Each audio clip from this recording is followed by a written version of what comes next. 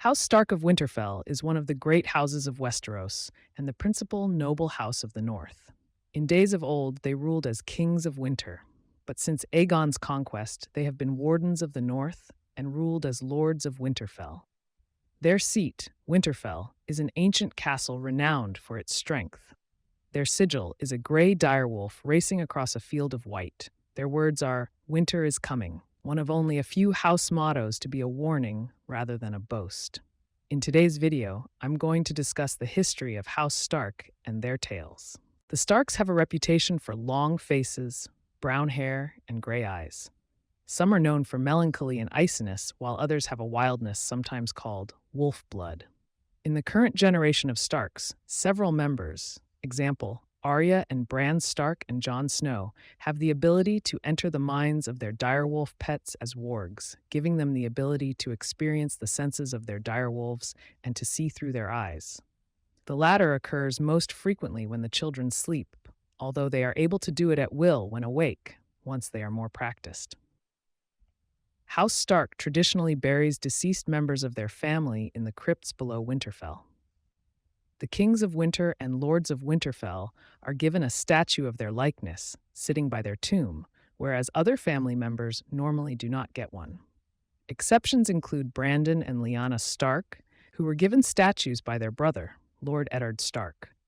The statues of the kings and lords have stone wolves by their feet and have swords placed upon their lap, which are said to keep the spirits of the dead at rest, locked within their tombs. House Stark traditionally follows the old gods, but following the marriage of Eddard to Lady Catelyn Tully, a follower of the Faith of the Seven, a small sept was constructed at Winterfell. The Starks have traditionally been friends of the Night's Watch, and the four youngest men to have served as Lord Commander, including Edrick Stark, were brothers, sons, or bastards of kings in the north. The Starks hold the belief that there must always be a Stark in Winterfell. When the head of the house is away, the Stark remaining in the castle to rule the north is referred to as the Stark in Winterfell. House Stark was founded by Brandon the Builder, a legendary figure who lived during the Age of Heroes. Bran the Builder is said to have raised Winterfell, the seat of the Starks, and the Wall, and other legends connect him with Storm's End and the Hightower. The Starks were kings of winter in the north for 8,000 years since the Age of Heroes, possibly beginning with Bran the Builder. The Night's King, the attainted 13th Lord Commander of the Night's Watch, has been suggested to have been a Stark, among other possibilities. The Night's King is said to have been defeated by Brandon the Breaker and Joramun.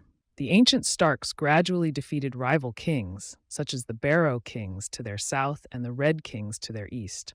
For several millennia, the Starks were not the uncontested kings in the north. Their primary antagonists, the Red Kings from House Bolton of the Dreadfort, swore fealty some 1,000 years ago, ending their flaying ways. Meanwhile, King Jon Stark drove raiders from the White Knife, and the Wolf's Den was built at its mouth.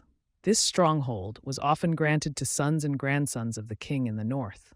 One such branch, the Grey Starks, was extinguished after allying with the Boltons against the Starks. King Jon's son, Rickard, defeated the Marsh King and married his daughter, bringing the neck into Winterfell's realm under the lordship of House Reed.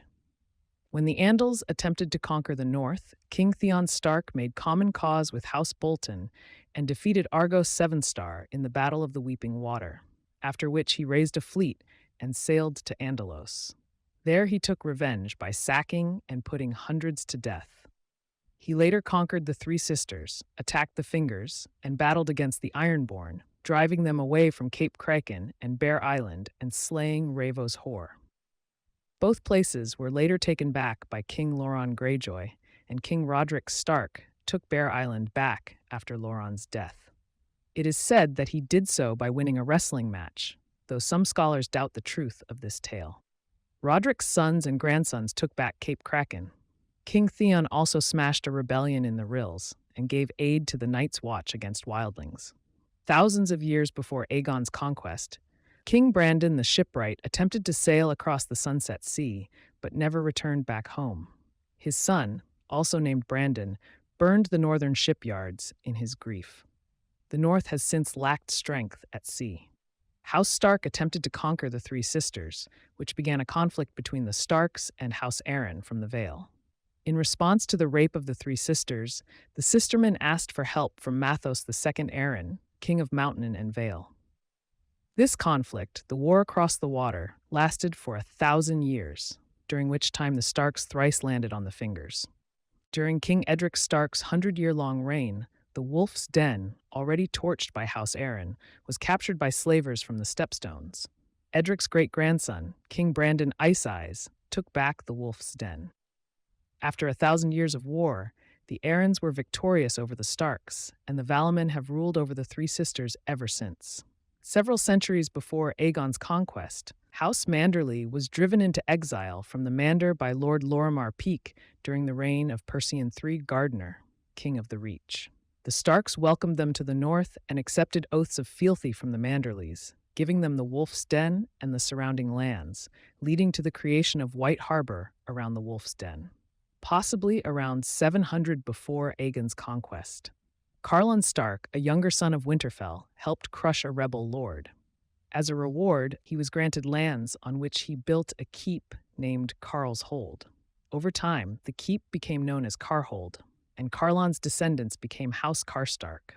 The Starks helped repel several major wildling invasions, such as when they and their Umber bannermen defeated the brother kings beyond the wall Jendil and Gorn 3,000 years ago. Bael the Bard is said to have sired a son on the maiden daughter of Brandon the Daughterless. Bael was later slain by his own son, who was unaware of the fact that Bael was his father.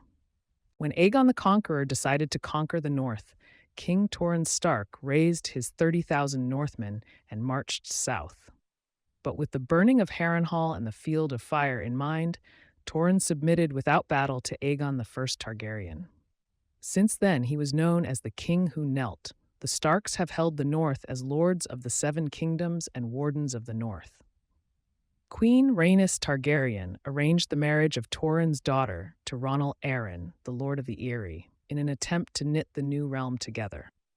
There are letters at the Citadel, which suggest that Torrhen only agreed to this match after much protest, and that his sons had refused to attend the wedding. Torrhen's sons did not agree with the rule of House Targaryen. Some spoke of rebelling and raising the Stark banner. Torrhen was succeeded by Brandon the Boisterous. At some point, rule of the North passed to Roderick Stark, and Roderick was succeeded by Brandon the Boastful. Brandon the Boastful attended the Golden Wedding in 49 AC, along with his sons Walton and Alaric, though Brandon died soon after his return to the North. Despite earlier rumblings of dissent by Torrhen's sons, the Starks did not rise like the rebels, Jonos Arryn, Lodos the Twice Drowned, and Harren the Red against Aegon the Conqueror's son, King Aenys I Targaryen. As the North follows the old gods, they did not heed the High Septon's calls for rebellion, and the Starks took no part in the faith-militant uprising against Aenys and then his brother, King Maegor I Targaryen. Captured members of the faith militant had been exiled to the Night's Watch by Maegor the Cruel, and Aenys' son, King Jaehaerys I Targaryen, exiled many of Maegor's supporters to the Wall as well, including surviving members of his old Kingsguard. Neither group had love for Jaehaerys, so in 50 AC, the two groups made common cause to rebel against the leadership of the Watch. Lord Walton Stark called his bannermen to intervene and crushed the deserters, but survivors fled beyond the Wall. Walton pursued them, but was ambushed by wildlings and killed by giants. Walton was succeeded by his brother Alaric. In 58 AC, Queen Alysanne Targaryen visited Winterfell and was received by Lord Alaric, who was initially cold to her and Jaehaerys because of Walton's fate. Alaric was gradually charmed by Alysanne's visit, however, and his daughter Alara grew particularly close to the queen during her visit. Two of Alaric's sons attended the tourney in King's Landing, which celebrated the 10th anniversary of Jaehaerys' coronation. Alaric ordered his bannermen to put aside half of their harvests in anticipation of the winter of 59 to 60 AC, but not all of the Northmen obeyed, resulting in famine.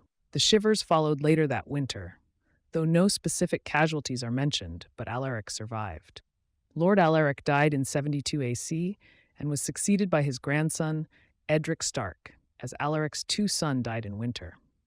Thanks for watching this first part on the history of House Stark. See you in the second video, where we shall discuss the Dance of the Dragons, Cregan's successors, and Robert's rebellion, Valar Morghulis.